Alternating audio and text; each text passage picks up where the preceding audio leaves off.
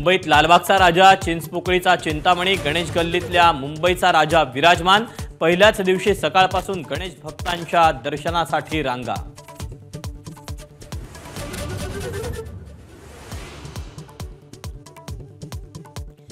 पुण्यातल्या पाचही मानाच्या गणपतींची प्राणप्रतिष्ठा संपन्न। गणपती बाप्पा मोरयाचा जयघोष आणि ढोल ताशांच्या गजरात बाप्पांचं आगमन।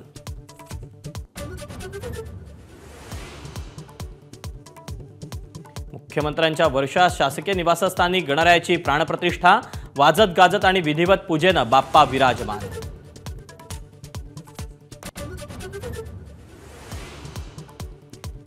पहिल्याच दिवशी उद्धव ठाकरेंनी सहकुटुंब घेतलं मुंबईतल्या गणपतीचं दर्शन।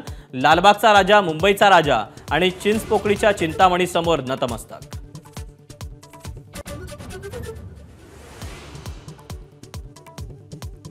मनसे प्रमुख राज ठाकरेंच्या घरी गणरायाची प्राणप्रतिष्ठा। मोजके नेते आणि निमंत्रितांच्या उपस्थितीत पार पडली आरती।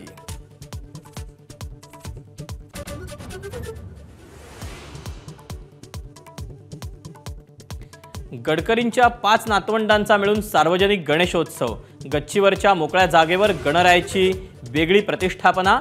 नातवंडांसाठी आजोबांनी घरात बसवले 2-2 गणपती।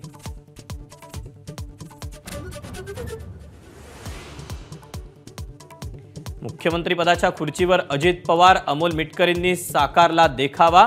अजितदादाच मुख्यमंत्री व्हावे यासाठी मिटकरींचं बाप्पाला साकडं।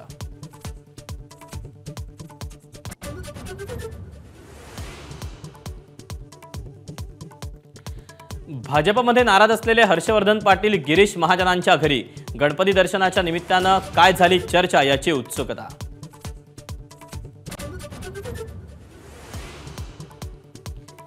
भाजपचा इतिहास कच्चा। पुरंदरेंच्या पुस्तकातही खंडणी शब्द। जयंत पाटलांचा टोला। तर शिवरायांना लुटारू म्हणणं खपून घेणार नाही। खंडणी सरकारला सगळीकडे खंडणीच दिसते, फडणवीसांचं उत्तर।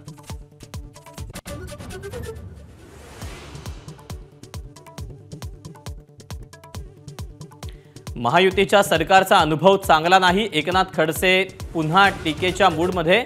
लाडकी बहीणवर खर्च करण्यापेक्षा धरणं बांधा, रस्ते नीट करा, एकनाथ खडसेंचा सल्ला।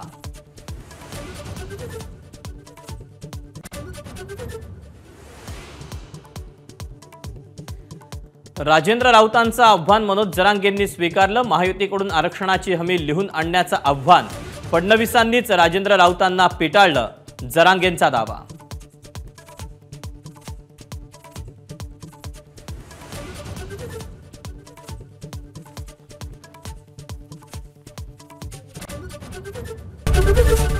एबीपी माझा, उघडा डोळे बघा नीट।